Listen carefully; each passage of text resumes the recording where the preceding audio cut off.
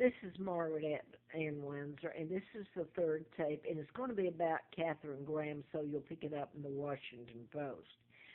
I am just going to say that I was kidnapped in 41 and brought to the United States, given the name of a twin, Peggy Ann Dempsey Childers. Because if I get into telling all the background to try it on one tape, I only have about 8 minutes on it. Oh, it takes up all the time before I get to the point of it.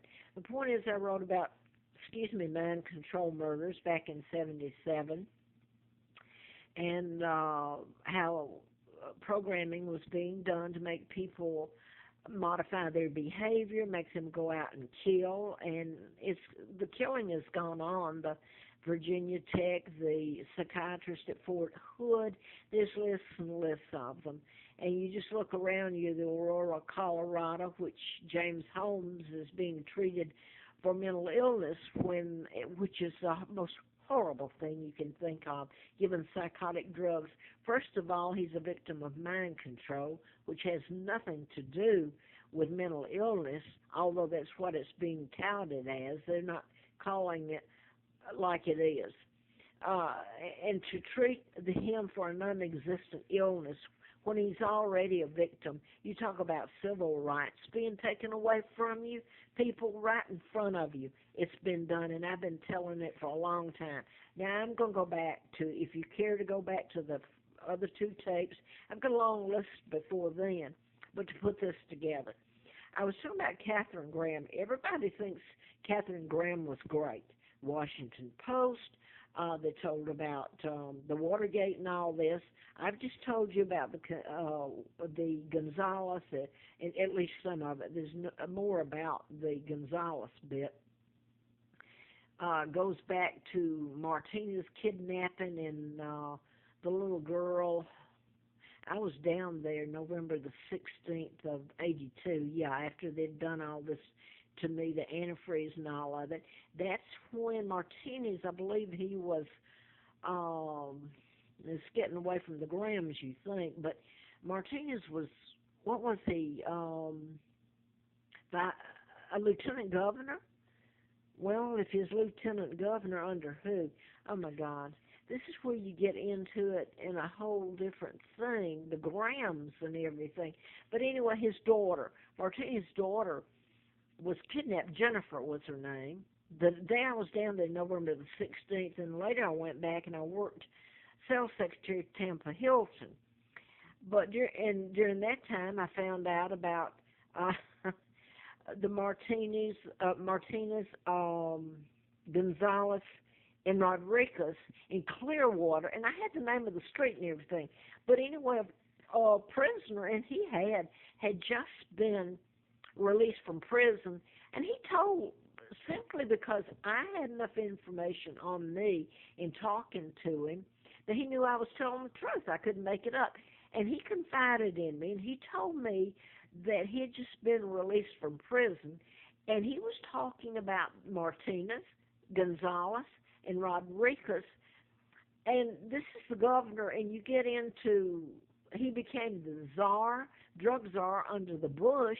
Jeb Bush was the governor down there later, and you got the Bushes are president and was CIA before then, so you get a whole, if you can follow it, it's absurd. But they were gun running, and they were jamming radar past Cuba, and they were killing. This guy had been in prison for a murder he had done for this group. They're part of the Martinez that became the drug czar. Under who?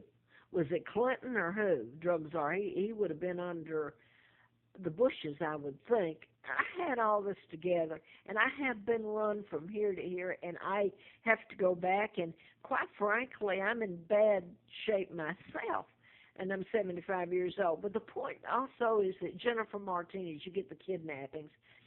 The daughter was kidnapped November the 16th of 80, that would have been 81. I was back about a month later, and I was working at the Tampa Hilton as sales secretary. But Jennifer Martinez was kidnapped, and she was on the milk box carton for missing kids for a long, long time, long after she was found, and they didn't tell about it. She was back in their fort in Clearwater. It was Fort Harrison. Okay, that was street name, I believe. And she was back there, and they still had her missing. Okay, now I've lost you, I guess. I wanted to say here that Myers owned the Post. That was Catherine's father. Okay, I want to go up here. I told you about Philip Graham committed suicide, and let me give you a little bit on him. Suicide was what I was talking about. You can make, through mind control, you can make a person commit suicide when really it's murder by means of mind control. Mind control is an invisible murder weapon. So this is why I went to Catherine Graham's, and her reporters, some of them let me through and up to her where she sent her security guard, and I had a letter from the FBI where I'd done the book and everything. I was trying to tell her, hey, I didn't know what I know now, that her husband, Philip, was probably murdered using mind control since he was on the ComSat, which is a defense satellite. Well, I was not escorted out. I was pushed in the elevator by her black security guard and down and out the building. Don't come back. And then suddenly the black guy that had let me up said, we'll see you later. Well, they haven't. That was back in 82. And here is, all I can do is give you a little background. You can Wikipedia or go where you want to. But here's what I learned. Myers was the owner of the Post. And you get into, he left it to Graham, Philip Graham, his daughter Catherine's husband. And people should go back and look at all this. First of all, without trying to put this together, because I can't right now, Philip Graham had a half-brother, Bob Graham, former governor of Florida from 79 to 87, which I don't think that's correct. I'd have to go back and see. He was a former U.S. Senator, 87 to 05. I was down there in 82. Oh, excuse me. Okay, Martinez started out as mayor. He was mayor when I was down there in 82, and his daughter was kidnapped November the 18th when I was down there that night, and I went back a little later, and she was on the milk carton and all that, but he was mayor. Then he became lieutenant governor of Florida. Then he became drug czar under who? That would be a Republican, so it would have to have been under the Bushes, I would think. By the way, no, the Clintons, the drug czar was Lee Brown, who I wrote about. He was police commissioner in Atlanta with the black killings, and then he was transferred to Houston as police commissioner. Then he was mayor. Then he was drug czar to the Clintons, and that's where what's his name, Brown, was part of Clinton's upper staff. Suddenly killed himself. What was his name? Ron Brown?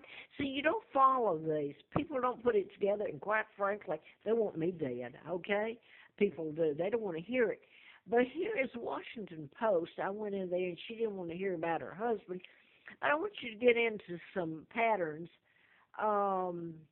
Philip Graham, Philip I grew up with, he was kidnapped and brought down there to Moulton, Alabama, too. He wasn't born to that woman. I think his father was the assistant FBI director, O'Sullivan, and he was kidnapped and put down there with me, and I was kidnapped. Okay, Philip Graham was born July the 18th, and you're going to tune me out. People that care about this won't. My son Mark, which his name, all this has been used in this stuff and dates and all. My son Mark, heir to the British Crown, was actually born July the 18th. Philip Graham was born July the 18th, 1915. And if you knew what's going on with me and Terry, that's been supposedly a twin, oh, for God's sake. I'm trying to get all this on a tape again.